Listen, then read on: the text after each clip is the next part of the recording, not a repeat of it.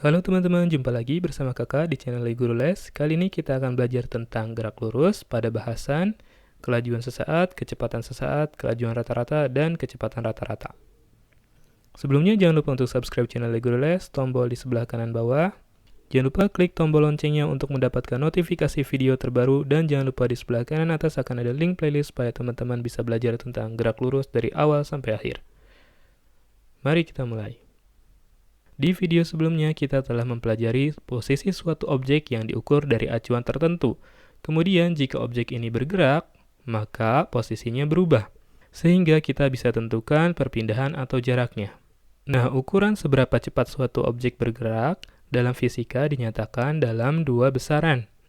Yang pertama adalah kelajuan atau speed, yang kedua adalah kecepatan atau velocity. Apa sih bedanya kelajuan dan kecepatan? Bukannya dalam keseharian ini sama aja ya keduanya. Dalam fisika, kedua besaran tersebut, kelajuan dan kecepatan, ini dibedain secara strict. Nah, pada video kali ini kita akan bahas lebih fokus mengenai kelajuan dan kecepatan. Oke, kita akan mulai dari kelajuan atau speed. Kelajuan hanya menyatakan nilai atau besar dari seberapa cepat atau lambat suatu objek bergerak, sehingga ia merupakan besaran skalar. Dan nilainya selalu positif. Karena kelajuan ini merupakan besaran skalar, sehingga kelajuan ini terkait nih dengan besaran jarak, yang merupakan besaran skalar juga, yang mana jarak dan kelajuan bisa dihubungkan dalam persamaan berikut. Kelajuan sama dengan jarak yang ditempuh suatu objek dibagi dengan waktu tempuhnya. Nah, itu untuk kelajuan. Yang kedua, kita punya besaran kecepatan atau velocity. Nah, pada kecepatan ini, selain terdapat informasi nilai atau besar dari seberapa cepat atau lambat suatu objek bergerak, juga terdapat informasi tambahan, yaitu informasi arah kemana suatu objek bergerak. Nah, karena ada informasi besar dan arah, maka kecepatan ini termasuk ke dalam besaran vektor. Dan nilainya bisa bernilai positif, bisa juga bernilai negatif, tergantung arahnya. Kemudian, karena kecepatan ini merupakan besaran vektor, maka kecepatan terkait dengan besaran perpindahan, yang mana hubungan antara keduanya terkait dalam persamaan kecepatan sama dengan perpindahan suatu objek dibagi waktu bergeraknya. Nah, ini persamaan untuk kecepatan dan yang ini adalah persamaan untuk kelajuan. Oke, untuk contoh ya. Misalkan untuk suatu benda yang bergerak dengan laju konstan. Nah, misalkan ada sebuah mobil yang mana dari awal kita tinjau bergerak dengan 72 km per jam ke arah timur, hingga saat akhir kita tinjau tetap bergerak dengan 72 km per jam dan ke arah timur. Maka, untuk benda ini, kita bisa katakan bahwa kelajuannya adalah 72 km per jam. Dah, sampai di sana. Namun, kecepatannya kita bisa katakan dua hal. Untuk besarnya, atau besar kecepatannya adalah 72 km per jam. Kemudian ada informasi lain nih di kecepatan, yaitu arahnya. Arah dari kecepatan mobil tersebut adalah ke arah timur. Nah, dari ilustrasi ini kita bisa simpulkan bahwa untuk kasus ini, kelajuan itu sama dengan besar dari kecepatan. Kemudian pada kecepatan terdapat tambahan informasi arah, selain memuat informasi besar atau nilai. Nah, sekarang bagaimana dengan kasus untuk benda-benda yang setiap saatnya atau setiap detiknya kecepatannya berubah? Nah, untuk benda-benda yang demikian, mari kita tinjau ilustrasi berikut.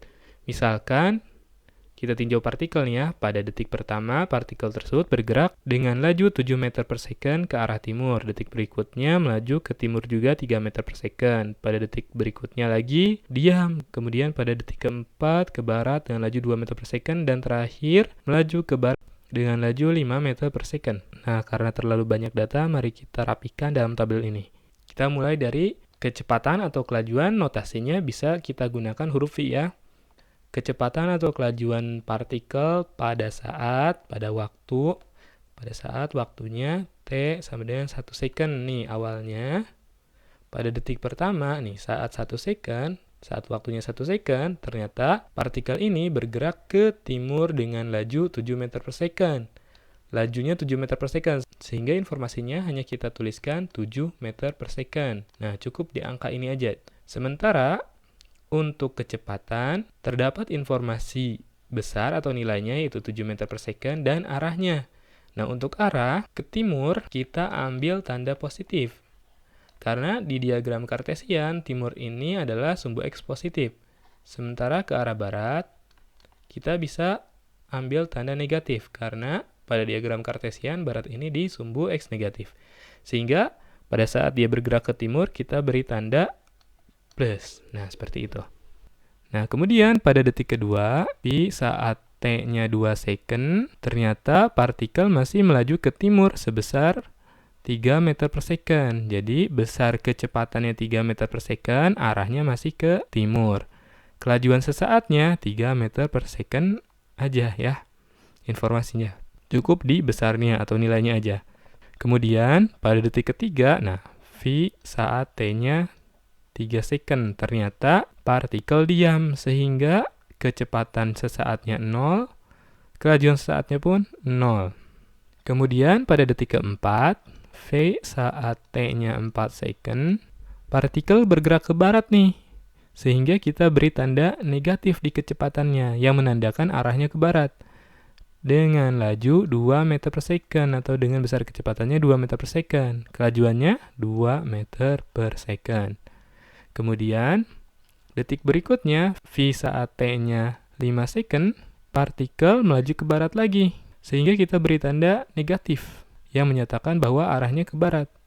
Besar kecepatannya 5 meter per second. Kelajuannya 5 meter per second juga. Dari data kecepatan dan kelajuan sesaat ini, untuk suatu objek yang bergerak dengan kecepatan sesaat dan kelajuan sesaat berubah-ubah, maka bisa kita katakan bahwa kalau kita tinjau, kelajuan sesaatnya sama dengan besar kecepatan sesaatnya kan? Angkanya tuh di tabel kecepatan sesaat dan kelajuan sesaat semuanya sama kan, kecuali tandanya aja. Di kelajuan nggak ada tandanya, sementara di kecepatan kita ada tanda plus dan minus yang menandakan arahnya, sehingga kita bisa katakan bahwa kelajuan sesaat sama dengan besar kecepatan sesaat.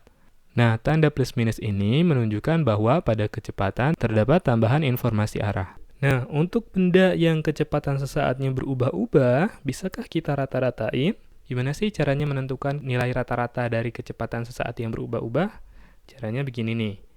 Untuk lebih jelasnya, mari kita tinjau ilustrasi berikut. Misalkan ada suatu objek yang bergerak ke kanan selama 1 detik dengan kecepatan 20 cm per second, sehingga pada detik pertama, T sama dengan 1 second, dia akan mencapai posisi 20 cm kan? Nah, kemudian pada detik berikutnya, pada T sama dengan 2 second, objek ini bergerak dengan besar kecepatan yang sama namun mengarah ke arah kiri. Nah, berbalik arah sekarang dengan kecepatan minus 20 cm per second. Sehingga untuk nilai rata-ratanya kita bisa tetap menggunakan persamaan yang ada di awal tadi. Nah, untuk menentukan nilai rata-rata dari kecepatan tersebut, kita bisa menggunakan kecepatan rata-rata sama dengan perpindahan dibagi selang waktu. Oke, pada kasus ini perpindahannya, pertama objek ini bergerak ke arah kanan 20 cm ya pada detik pertama. Kemudian bergerak lagi ke arah kiri minus 20 cm, sehingga perpindahan totalnya tetap di posisi semula kan? 0 cm. Dengan demikian, kecepatan rata-rata benda pada ilustrasi di atas sama dengan 0 dibagi selang waktunya adalah 2 second ya. 0 dibagi 2, 0 cm per second. Kemudian kalau kita mau tinjau kelajuan rata-ratanya, kelajuan rata-rata dapat kita tentukan dengan persamaan yang telah kita tuliskan di awal juga, yaitu kelajuan rata-rata sama dengan jarak total tempuh dibagi selang waktu tempuhnya. Nah, jarak total tempuhnya pada kasus ini 20 cm ke kanan dan 20 cm ke kiri.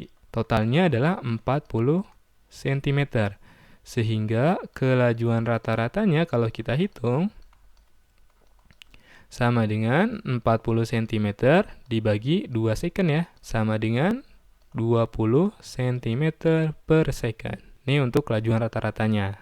Nah, selain menggunakan persamaan ini, menggunakan persamaan kecepatan rata-rata yang berkaitan dengan perpindahan dan kelajuan rata-rata yang berkaitan dengan jarak total tempuh, kita bisa menentukan kecepatan rata-rata dan kelajuan rata-rata dengan cara merata-ratakan data kecepatan atau kelajuannya. Nah, pada kasus ini, kecepatan benda V1-nya adalah plus 20 cm per second, V2-nya adalah minus 20 cm per second. Nah, sementara kelajuannya V1 20 cm per second, tuh bedanya untuk kelajuan semuanya akan bernilai positif. V2-nya 20 cm per second juga. Karena kelajuan adalah besaran skalar. Nah, dengan menggunakan persamaan ini, kita bisa rata-rata ini. Jadi, untuk kecepatan rata-rata, kita bisa hitung V sama dengan 20 minus 20 dibagi N. N itu apa sih? N itu adalah banyaknya data kecepatan atau kelajuannya. Nah, lihat. Di sini ada V1, V2. Ada 2 data kecepatan, sehingga dibaginya adalah 2. 20 kurang 20 dibagi 2. Hasilnya adalah 0 cm per second. Hasilnya sama seperti yang ditentukan dengan persamaan yang terkait dengan perpindahan. Nah, ya kan? Oke, gimana dengan kelajuan rata-ratanya? Untuk kelajuan rata-rata, V rata-ratanya adalah 20 plus 20 dibagi 2. Sehingga jawabannya adalah 20 cm per second. Hasilnya sama dengan yang ditentukan dengan persamaan yang terkait dengan jarak. Jadi, untuk kelajuan dan kecepatan rata-rata, selain kita bisa menggunakan persamaan yang terkait dengan perpindahan dan jarak, kita juga bisa merata-ratakan kecepatan dan kelajuan dengan cara merata-ratakan data tersebut. Nah, seperti yang ditunjukkan dalam persamaan ini ya. Oke, untuk lebih memahami materi ini, mari kita coba contoh-contoh persoalan berikut. Oke, kita mulai dari nomor 1. Sebuah partikel bergerak dengan kecepatan yang bervariasi tiap saat. Oke, ini kecepatannya ya. Pada waktu-waktu ini, kecepatannya ini berubah-ubah. A. Hitung kelajuan rata-rata partikel. Nah, karena disajikan ada data besar kecepatan dan arahnya tiap saat, maka kita bisa merata-ratakan dengan persamaan ini, teman-teman. Kelajuan rata-rata sama dengan kelajuan 1 tambah kelajuan 2. Ada berapa datanya? Tuh, 2, 3, 4, 5, 6 ya. Tambah V3, tambah kelajuan keempat, ditambah kelajuan kelima, dan tambah kelajuan keenam. Dibagi jumlah datanya ada 6. Jadi, kelajuan rata-ratanya 10. Untuk kelajuan semuanya kita ambil nilai positif. Nggak peduli arahnya kemana. 10 tambah 15 ditambah 5 ditambah 5 ditambah 5 ditambah 5 dibagi 6. Sehingga ini hasilnya adalah 45 per 6. Atau kira-kira 45 per 6 ini berapa sih? 7,5 cm per second. Oke, ini untuk kelajuan rata-rata. Bagaimana dengan kecepatan rata-rata? Tuh, yang ditanyakan di poin B. Kecepatan rata-rata, V rata-rata, kita bisa menggunakan persamaan yang sama ya. Namun, bedanya kita akan mengaitkan arahnya. Arah ke timur kita beri tanda positif, sementara untuk arah ke barat kita beri tanda negatif. Sehingga V1-nya adalah 10, positif, V2-nya 15, positif karena masih ke timur, V3-nya masih positif, V4-nya ke barat sekarang, dikurangi 5 ditambah 5, kurangi 5. Dibagi jumlah datanya ada 6. Sehingga ini 5 kurang 5, ini juga 5 kurang 5. Nah, sisanya yang di depan ya. 25 per 6 sama dengan 4,17 cm per second. Nah, untuk kasus ini ternyata besar kecepatan rata-rata berbeda dengan kelajuan rata-ratanya. Kita akan tinjau lagi untuk poin C-nya. Jarak tempuh partikel selama 6 second. Jarak. Nah, jarak itu terkait dengan besaran apa? Dengan besaran kelajuan. Kelajuan sama dengan jarak dibagi waktu. Sehingga kalau kita mau tahu jarak adalah jarak yang ditempuh selama 6 second sama dengan kelajuan rata-ratanya kita kalikan dengan waktu tempuhnya. Kelajuan rata-rata sudah kita hitung di poin A. 7,5 cm per second, atau kita gunakan yang bentuk pecahannya ya, 45/6. Waktu tempuhnya 6 second, tuh kan jadi gampang. 6 dibagi 6, 1. Sisanya adalah 45 cm. Jadi jarak tempuh total partikel dalam 6 second ini adalah 45 cm. Nah, bagaimana dengan perpindahannya? Oke, untuk perpindahan itu terkait dengan besaran kecepatan. Kecepatan bisa kita nyatakan dengan perpindahan dibagi waktu. Sehingga besarnya perpindahan sama dengan kecepatan rata-rata dikali selang waktunya. Nah, kecepatan rata-ratanya telah kita hitung di poin B, yaitu 4,17, atau bentuk pecahannya 25/6 dikali selang waktunya selama bergerak dalam peninjauan ini adalah 6 second, sehingga waktunya 6. Nah, 6 bagi 6, 1. Sehingga perpindahannya adalah 25 cm. Ini untuk perpindahannya, ini untuk jaraknya. Oke, kita lanjut ke nomor 2. Nah, pada nomor 2 ini ada lomba lari dan para peserta harus menempuh rute 2 km ke timur. Ayo kita gambarkan. 2 km ke timur, ini timur ya. 2 km, 1,6 km ke arah selatan, 1,6 km, dan 0,8 km ke arah barat. Nah, balik lagi dikit, 0,8 km. Kemudian, jika Cantika katanya menghabiskan waktu 9 menit 10 detik, T-nya adalah 9 menit 10 second. Nah, ini tanggung teman-teman. Semuanya kita jadikan second aja ya. Jadi 9 dikali 60 ditambah 10 nih. 9 kali 60 itu 540 ditambah 10. Jadi waktu tempuhnya adalah 550 second. Karena waktunya dalam second, kita akan menggunakan satuan dari jarak atau perpindahannya nanti dalam satuan meter ya. Soalnya adalah tentukan kelajuan rata-rata dan besar kecepatan rata-ratanya. Kita mulai dari kelajuan rata-rata. Kelajuan rata-ratanya dapat kita hitung dengan persamaan jarak tempuh dibagi dengan waktu tempuh. Jaraknya 2 km ke timur, 1,6 km ke selatan, dan 0,8 km ke barat. Ini semua kita jumlahkan, karena total panjang lintasannya adalah jumlah dari semua panjang ini. Nah, jadi 2 ditambah 1,6 ditambah 0,8 dibagi, oh ya nanti ini masih kilometer ya, kita akan ubah ke meter nanti. Dibagi waktunya 550 second. Jadi 2 tambah 1,6 tambah 0,8 adalah 4,4 km per 550 second. Atau kita akan jadikan meter di sini, 4.400 meter per 550 second. Nah, seperti ini kan. 44 dan 55 kita bisa sederhanakan, sama-sama dibagi 11. Jadi yang atas tinggal 40 dibagi 5. Hasilnya adalah 8 meter per second.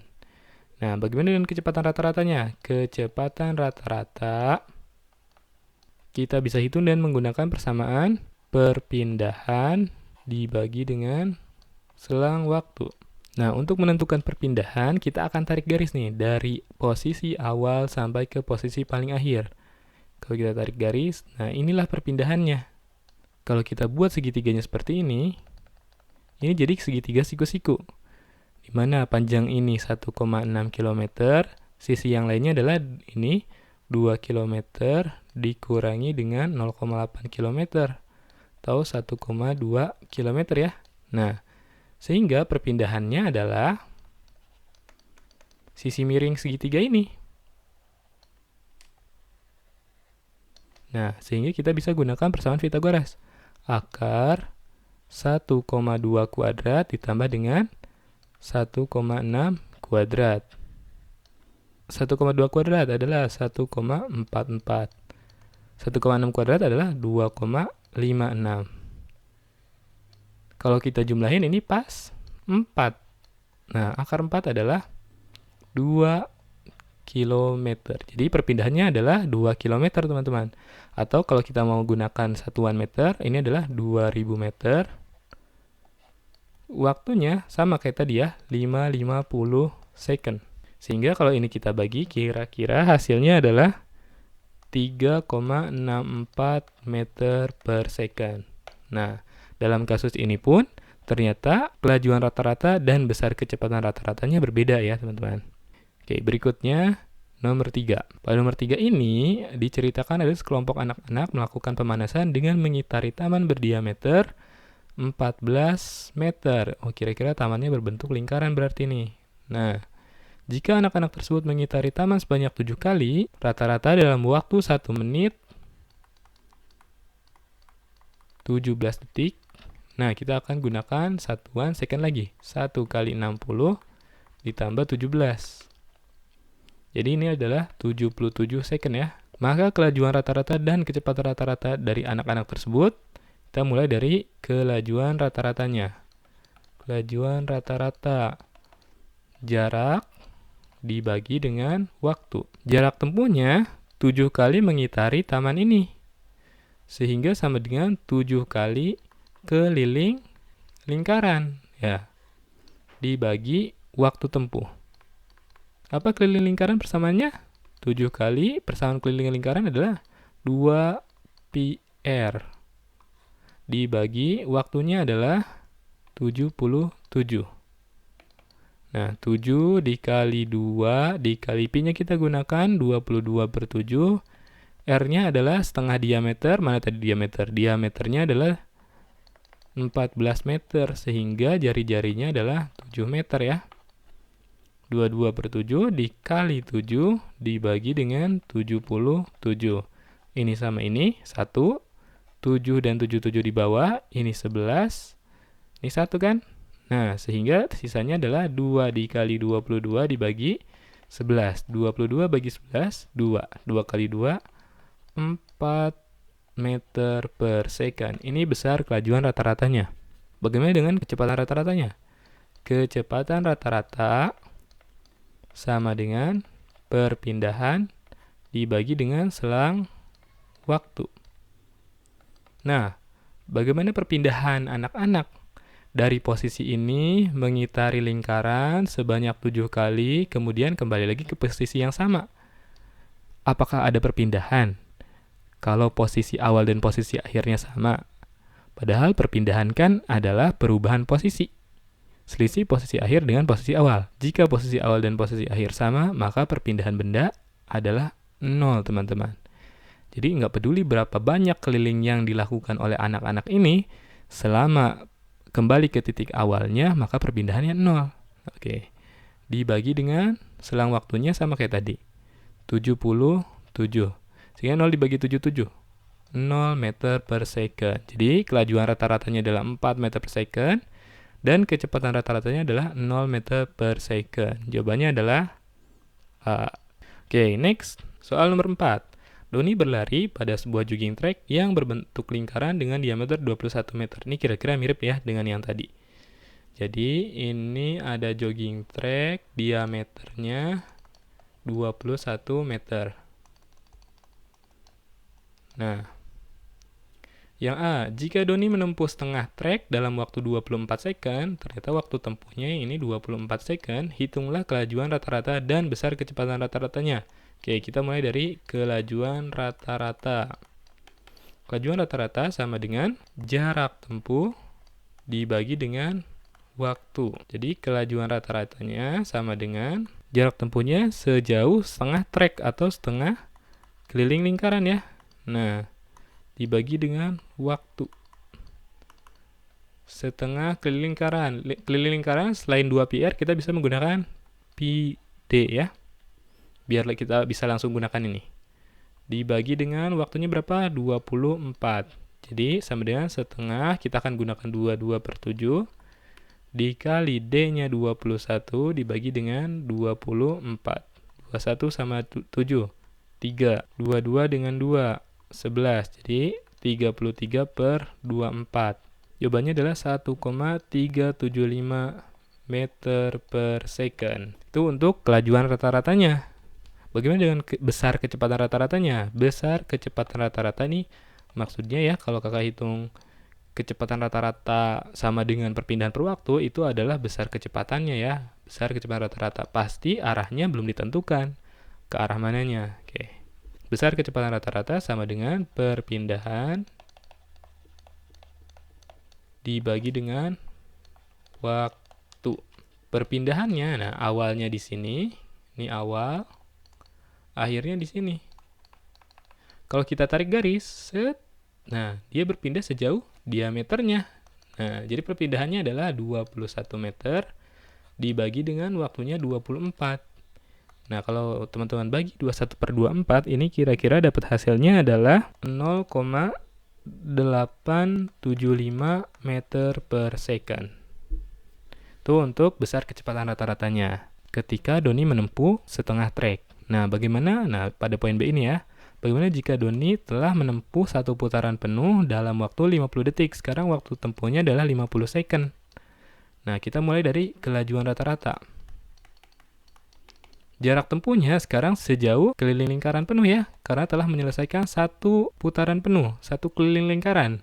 Dibagi dengan waktu. Waktunya sekarang pakai yang ini. Nah, keliling lingkarannya kita bisa gunakan πd dibagi waktu tempuhnya 50.